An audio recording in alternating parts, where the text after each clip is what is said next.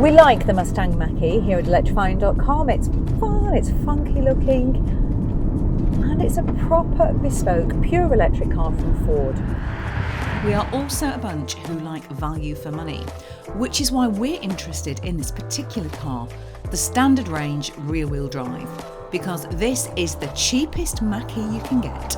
You can hold your horse there, Ginny Buckley, because if you like value for money, then you cannot ignore this. The new Volkswagen ID.4. Now, it's basically the same idea as the Mustang in that it's a hatchback with 5 seats and a slightly raised stance, except for the fact that in this Pro Performance First Edition model, it costs just 400 quid more than that base spec Mustang.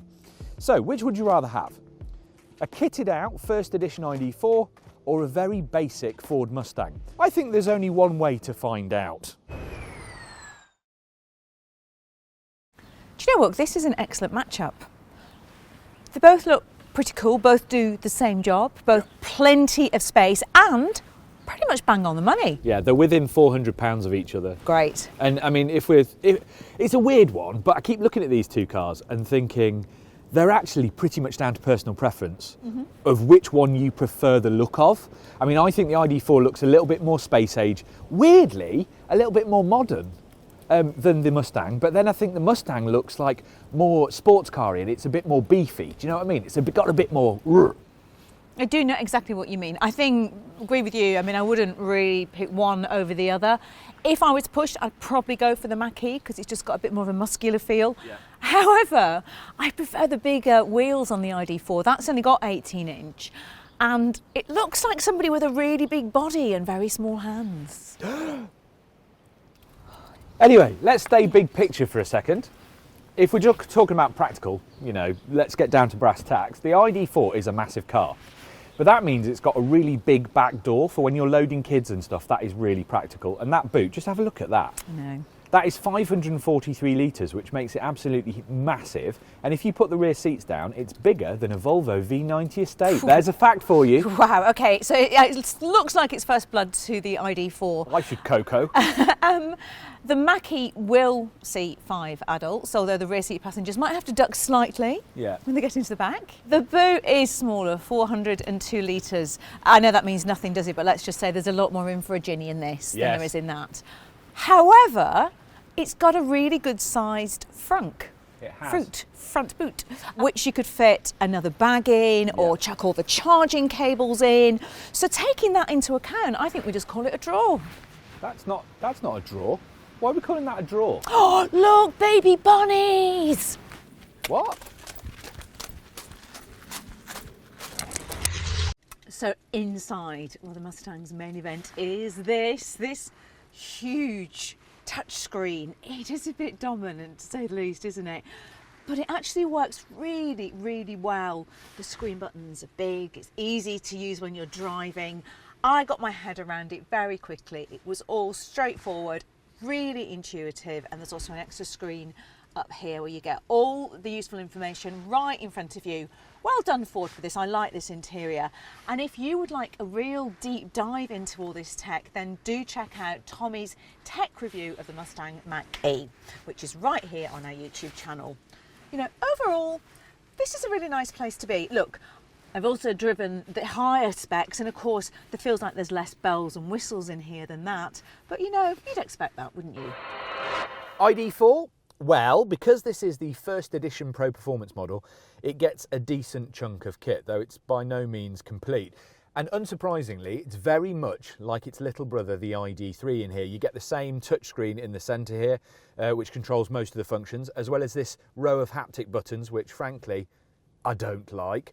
And then there's another secondary screen here, which controls, well, it doesn't really control anything actually. It just gives you all the information you need for actually driving down the road. And the gear selector's up here on the same pod. And the pod is mounted on the steering column, so it moves with it, which means that it's always in your eye line, no matter how tall or short you are and where you have this driver's seat. And yes, the fact that pretty much everything is touchscreen is still very slightly annoying because there are a lot of menus and sometimes there's a bit of lag, especially when the screen itself is really cold. But you do get everything you get on the Mustang plus a few other bits and bobs that just make it feel that little bit more plush. In fact, the ID.4 to me seems like to be edging the interior game. And you also get those good-looking 20-inch rims, where the Mach-E is looking severely underwheeled. I mean, one of the advantages of this car is that it was designed from the outset as a battery vehicle, so it's got no transmission tunnel, and all of this is storage. I mean, if you look here, that goes all the way down there. I can get my entire arm in here, and there's various dividers and things that allow you to change the space in there. There's more cup holders, and then I'm not sure what this gap is for here. I mean, it could be to put your handbag down there, but I feel like when you go around the corner, it might slip out and go under the pedals. But there are nice details. On the accelerator, it's got a play button, and on the brake, it's got a pause button. And then there are terrible details. So when you open the door, you look down the side of the seat, and you've got a completely exposed frame rail for the chair. Now, to me, that's a first impression, and it just can't help but look cheap. You know what? I think you might actually be right. On the face of it, you would think that the ID.4 is a little more premium than the Mach-E. Yeah. You know, the whole kind of VW Ford thing. But actually, I think the ID.4, not unlike the ID.3, is a little bit cost conscious in places. You know what? I think the ID.4 is actually slightly better than the ID.3. That was a little bit disappointing, but I do like this Florence brown and dusty grey interior. I just like the way the fabric feels. It makes me want to wear, you know, short shorts or maybe even nothing at all while I drive. No? Okay. Let's not talk about this again. Moving on, the Mustang in this spec has a 76 kilowatt-hour battery that drives the rear wheels with a single motor. You get 254 brake horsepower, a claimed range of 273 miles, and 115 kilowatt onboard charging as standard.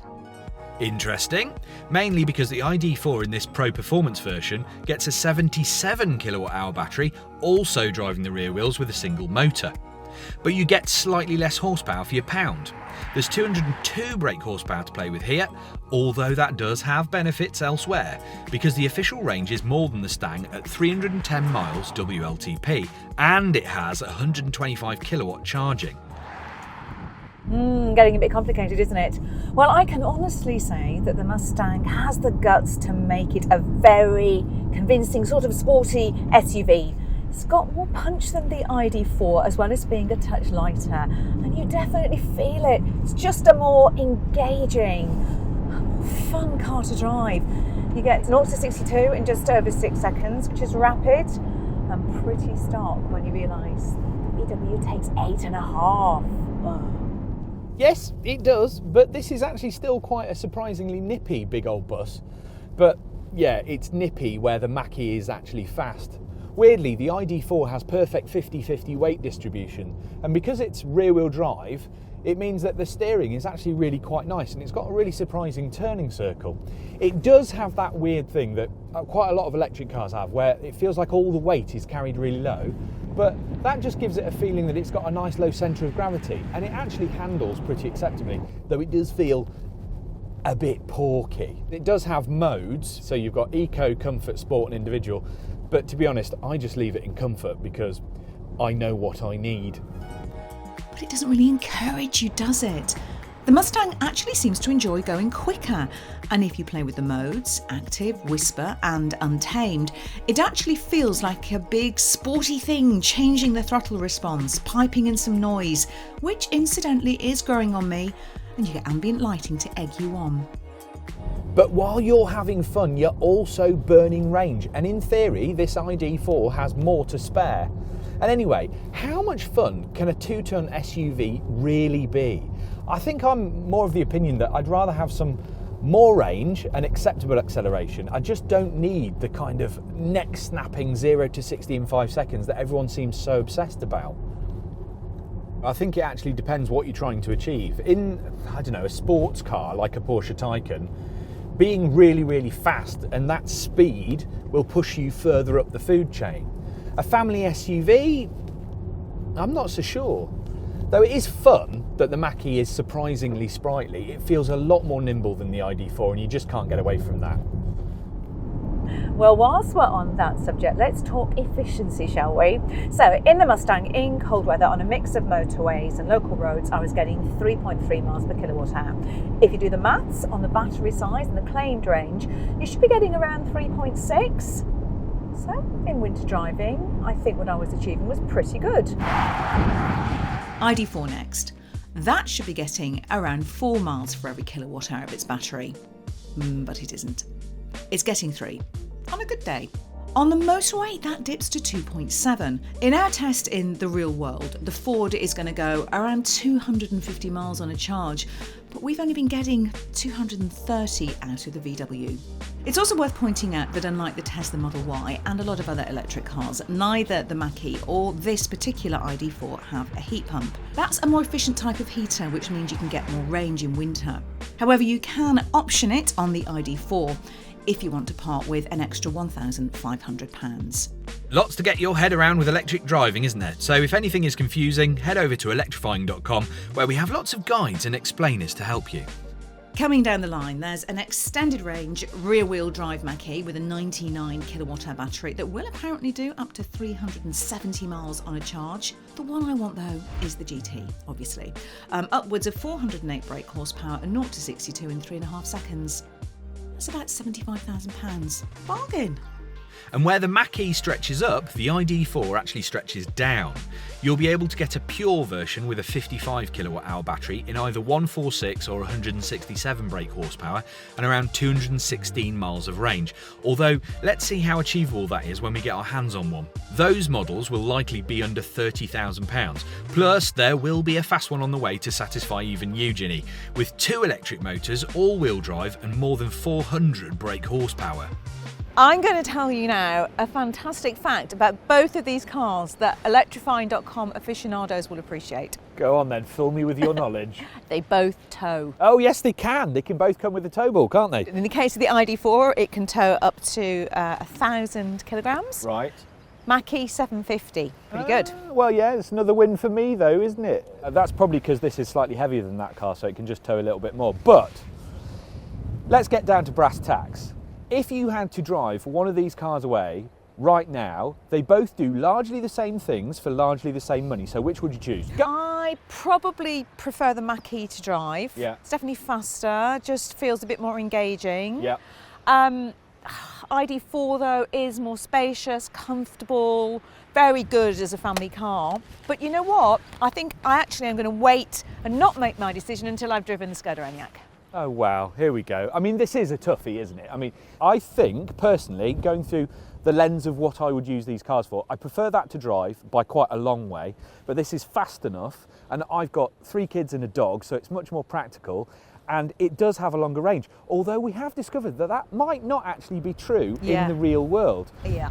The weird thing is, if that was the long range rear wheel drive, I think it would swing it for me. But the differences between these cars are so fine that it comes down to which model it is. So here's a fact that might swing things back in favour of the ID.4. If you bought that car, drove it for 3 years, 30,000 miles, it would be worth £5,000 more than if you did that with the Mustang Mach-E. Five grand? 5. Over 3 years? So how come? Why is that? How do you even know this stuff? I know this stuff because there are some fantastic crystal ball gazers out there who work out the residual values of cars for the finance companies. In this case, it's Cap HPI. And yeah, the ID.4 is going to be worth a lot more than the Ford, but if you wait a while, the Skoda Enyaq is going to be worth even more than the VW. So I told you, the smart money will wait for the Skoda Enyaq. I guess that decides it then. The winner of this twin test is a car that actually hasn't even been released. You're impossible to work with. I know, but you love me. Yeah, of course I do.